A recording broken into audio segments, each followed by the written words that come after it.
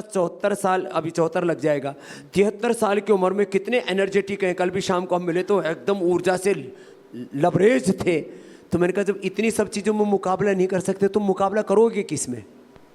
तो लोग व्यर्थ में आलोचना करते हैं।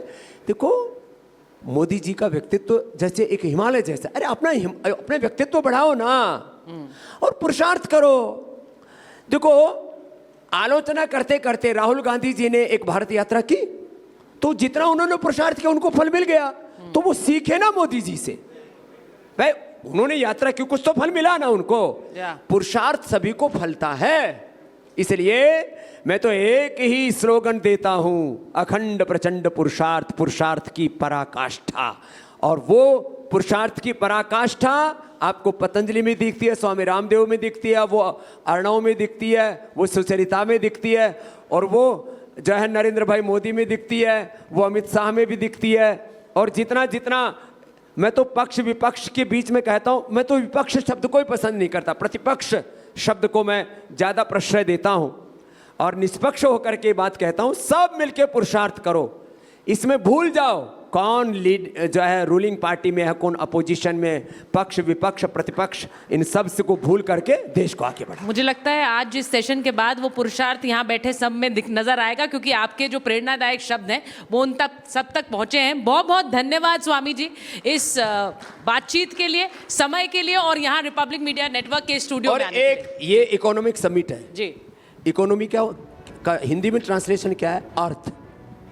पुरुषार्थ का निष्कर्ष ही अर्थ है। इसलिए पुरुषार्थ करेंगे, अर्थ मिलेगा, इकोनॉमी आगे बढ़ेगी, भारत आगे बढ़ेगा। और भारत जब स्वस्थ, संगठित और शक्तिशाली होगा, उसकी बार्गेनिंग पावर बढ़ेगी, तब हमें अमेरिका से लेकर के, यूएन से लेकर के, चाइना, रसिया से लेकर के कोई चैलेंज नहीं कर सकेगा। इसी के साथ बोलो भारत माता की जय। बिल्कुल, बहुत बहुत धन्यवाद स्वामी जी, बहुत बहुत। Thank you, Baba Ramdev ji. We have an announcement to make. We have the final.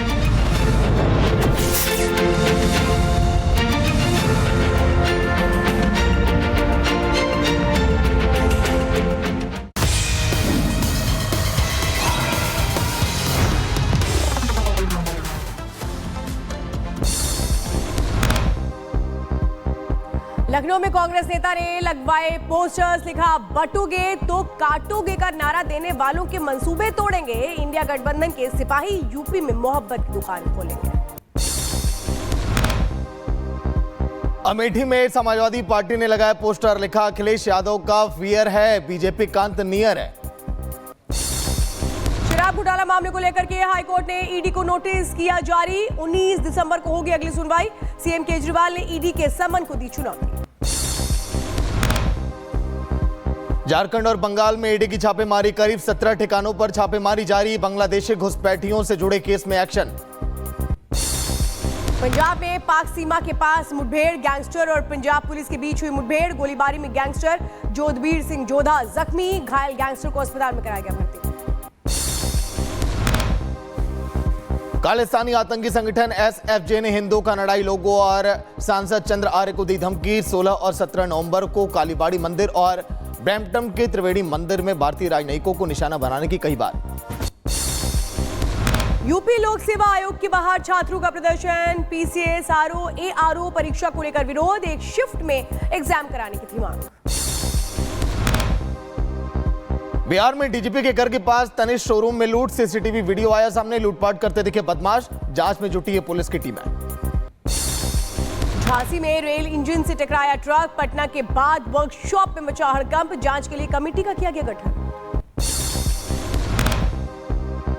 Assam के तिनसुकिया में सड़क हादसा, 4 लोगों की मौत, घायलों को हॉस्पिटल में किया गया एडमिट, इलाज अभी जारी।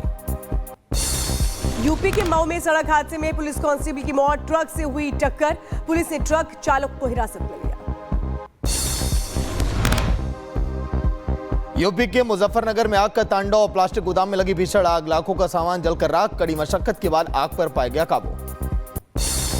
बांदा में घरेलू विवाद से तंग आकर के महिला ने कुएं में लगाई छलांग। मौके पर पहुंची पुलिस और फायर ब्रिगेड की टीम ने महिला को सुरक्षित बाहर निकाला। बाबा सिद्दीकी की हत्या मामले में 5 को हिरासत में लिया है। कानपुर में किड्स प्री स्कूल में मासूम बच्ची से बेरहमी, नर्सरी के छात्र को महिला टीचर ने जमकर पीटा, टीचर की करतूत सीसीटीवी में कैद। मणिपुर की जिरीबाम में सुरक्षा बलों और उग्रवादियों में मुठभेड़, सीआरपीएफ ने 11 उग्रवादियों को मार गिराया, एक जवान शहीद, बड़ी संख्या में हथियार भी बरामद। अंबेडकर नगर में 14 साल की बच्ची का शारीरिक शोषण करने वाला आरोपी शफीक गिरफ्तार, गर्भवती होने पर बच्ची को खिलाई दवाई, बच्ची का अस्पताल में इलाज जारी। एमपी में रेलवे महिला सब इंस्पेक्टर की दबंगई सामने आई, कार पार्किंग फीस मांगने पर एसआई ने कर्मचारी को बेरहमी से पीटा, पीड़ित ने महिला एसआई के खिलाफ शिकायत भी अब दर्ज कराई है। बदायूं में खाई में ऑटो पलटने से हादसा, एक युवक की मौत, 2 जख्मी, इलाज के लिए हायर सेंटर किया गया था रेफर। देहरादून में भीषण सड़क हादसा, कंटेनर में घुसी तेज रफ्तार कार, हादसे में 6 छात्रों की मौत। यूपी के जौनपुर में भीषण सड़क हादसा, सड़क पार कर रही महिला को कार ने रौंदा, हादसे में महिला की मौत, 3 लोग जख्मी। यूपी के झांसी में दिखा तेज रफ्तार का कहर, कार ने बाइक सवार को मारी टक्कर, करीब 3 किलोमीटर तक टक्कर के बाद बाइक को घसीटा, गुस्साए लोगों ने कार चालक की जमकर पिटाई कर दी।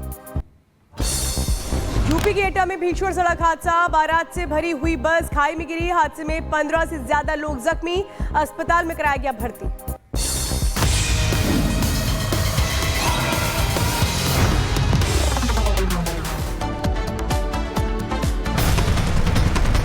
वोट जिहाद का जवाब वोट के धर्म युद्ध से हमको देना है। अरे देवेंद्र, तू अयोध्या की सीट तेरी पार्टी हार गई, कौन सा तेरा जिहाद था वहां पे, बोल।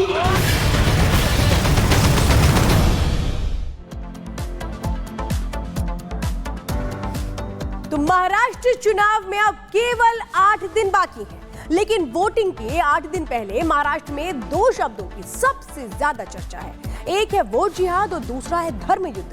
ये दोनों ही शब्द चर्चा में आए महाराष्ट्र के डेप्यूटी सीएम देवेंद्र फडणवीस की वजह से। उनका कहना है कि जो मुस्लिम वोट है वो वोट जिहाद की शक्ल में बीजेपी के खिलाफ एकजुट पड़ता है और इस वोट जिहाद का एक ही तोड़ है, वो है धर्म युद्ध। देवेंद्र फडणवीस ने ये बयान दिया तो ओवैसी ने उनके खिलाफ कैसे मोर्चा खोला, एक रिपोर्ट दिखाते हैं।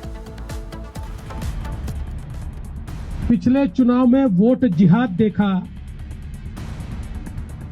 लेकिन अब वोट जिहाद का जवाब वोट के धर्म युद्ध से हमको देना है। आज ये बीजेपी का देवेंद्र फडणवीस बोलता है मेरा नाम लेके औरंगाबाद में, सुन ले ओवैसी। अरे देवेंद्र, तू अयोध्या की सीट तेरी पार्टी हार गई, कौन सा तेरा जिहाद था वहां पे, बोल। बात सियासी है और महाराष्ट्र का तापमान 288। पहले एआईएमआईएम के अध्यक्ष असदुद्दीन ओवैसी का बयान सुनिए और फिर नवंबर के सर्द मौसम में सियासी गर्मी का एहसास कर लीजिए। और आकर गैर जरूरी मेरा नाम अपनी जबान पर लाए। हाँ, देवेंद्र फडणवीस बोले सुनो ओवैसी, ए देवेंद्र फडणवीस, याद रखो तुम मेरी जबान का मुकाबला नहीं कर सकते ना, अगर तुम मोदी अमित शाह भी बैठ गए तो मेरी जबान का मुकाबला नहीं कर सकते। ओवैसी संभाजी नगर में थे, उसी संभाजी नगर में जिसका नाम पहले औरंगाबाद हुआ करता था और इस बार संभाजी